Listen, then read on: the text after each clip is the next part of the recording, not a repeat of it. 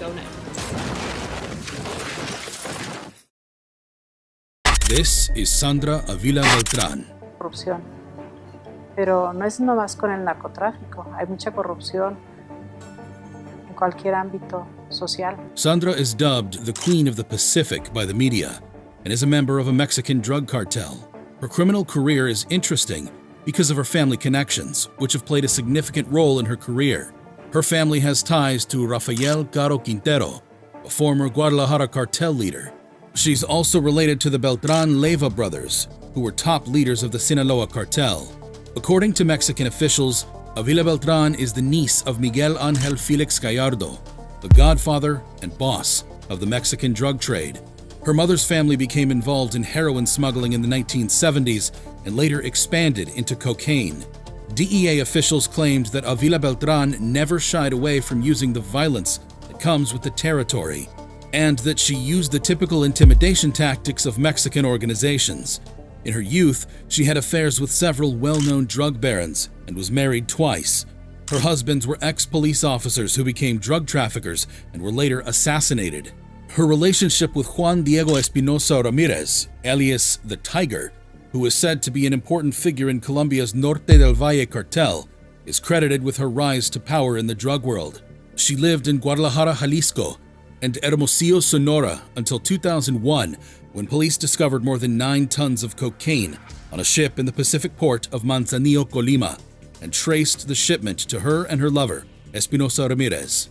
Despite her high-profile lifestyle, Beltran has long avoided leaving any evidence for police to find. However, when her teenage son was kidnapped for a $5 million ransom in 2002, she unexpectedly contacted authorities for assistance. She eventually got her son back, but not before raising red flags that prompted an investigation.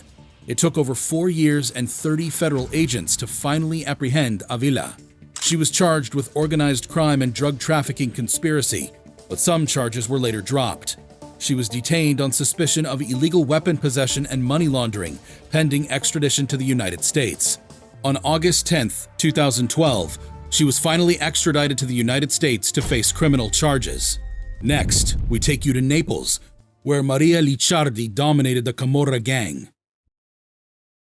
Maria grew up in Secondigliano, a Neapolitan suburb in the stronghold of the Licciardi clan, one of Naples' most powerful Camorra clans.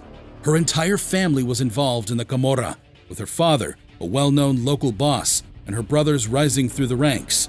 Her husband was also a member of the Camorra, so crime was in her blood. Maria rose to the top of the criminal world and became one of Camorra's most powerful bosses. After her brothers and husband were arrested, Maria became the first female boss of the Secondigliano Alliance, a coalition of powerful Camorra gangs that controlled drug trafficking and extortion rackets in many Naples suburbs. She was a trailblazer, and the alliance grew more organized, secretive, sophisticated, and powerful under her direction. Maria brought many revolutionary changes to the clan, such as prostitution, which was previously prohibited under Camorra's code of conduct. This enhanced criminal activity and the clan's income. However, it also meant that many underage girls were enslaved and forced into prostitution, often while on drugs. However, Maria's reign ended when a disagreement arose over a shipment of pure, unrefined heroin. She refused to sell it because it was too powerful for the average user and would harm the alliance's customer base. The Lorusso clan, who had always opposed her leadership, disagreed and packaged the shipment for street sale, resulting in the deaths of many drug addicts throughout Naples. This sparked widespread public outrage, leading to massive police crackdowns on the Camorra clans. Maria was arrested and jailed. Prisons do not impede the Camorra, and she still commanded the clan from behind bars. She was released in 2009 after nearly 8 years.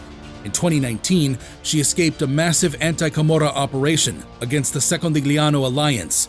71-year-old Maria was arrested in 2021 for being the leader of the Camorra gang while trying to board a flight to Spain. She was sentenced to 12 years and 8 months in jail. Just like Maria, we have Judith Moran. This is Judith Marianne Moran. Moran was from the notorious Australian Moran criminal family and had a life story that reads like a gangster movie script.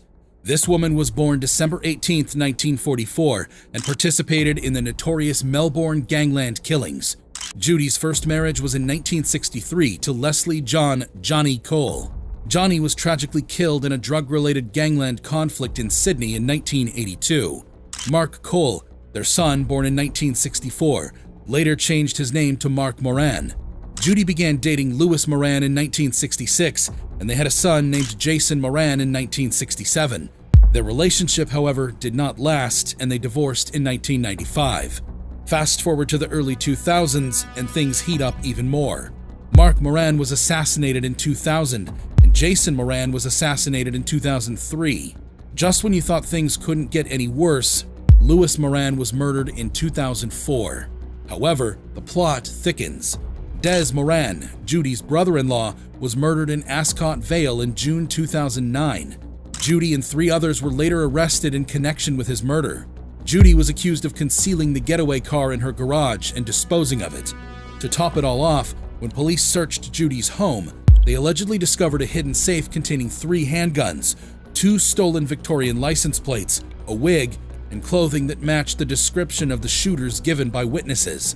Another handgun with seems to be a knife aiming device on that.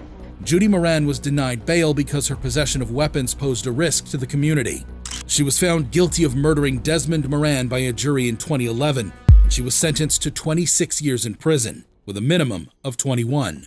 Another notorious female gang leader that served time in prison was Rosetta Cutolo. This is Rosetta Cutolo. Cutolo was the mastermind behind one of Italy's most notorious organized crime syndicates. Rosetta was the sister of Raffaele Cutolo, the boss of the Nuova Camorra Organizzata, or NCO. Her brother was a megalomaniacal man who spent most of his time in prison. That didn't stop him from carrying on with his criminal enterprise. Rosetta stepped in to help. She was the one who carried out his orders from behind bars and nurtured his devoted followers outside. According to a resident of Ottaviano, where Rosetta lived with her mother, the NCO would have collapsed without her. Rosetta was a brilliant negotiator who dealt with cocaine barons in South America. She even attended a high-level meeting with representatives of the Sicilian Mafia and Camorra clans to try to end the bloody war between the NCO and their Nuova Famiglia rivals. Despite her position in the organization, Rosetta maintained a low profile. She led a simple life, tending to her roses and avoiding the spotlight, in contrast to her brother, who enjoyed giving interviews and making speeches in court. Rosetta ruled from the NCO's headquarters, the Castle Mericeo, a sprawling 16th century palace with 365 rooms and a sprawling park with tennis courts and a swimming pool. The castle provided Cutolo with direct access to the prisons of Poggioreale and Ascoli Piceno. However, police raided her stronghold in October 1981 while she was presiding over an NCO meeting. Cutolo escaped undercover in a car driven by the neighborhood priest. Rosetta was not seen in public for over a decade after that and directed operations from a series of safe houses in various cities. She surrendered in February 1993 after police discovered her hideout. She was sentenced to 9 years on charges of mafia affiliation, but the sentence was later reduced to 5 years. She was, however, acquitted of 9 murder charges. Rosetta had convinced the authorities that she was harmless, and her frumpy appearance helped. Rosetta might have convinced the authorities, but that wasn't the case for Maria Leone. This is Maria Chata Leone. Chata is the boss of a whole criminal underworld. We're talking drugs, murder, the works. She has 13 children. 13. Unfortunately, one of her children, Danny Clever Leone, was killed in a shootout with police in 2008, and she wanted to attend his funeral in the United States.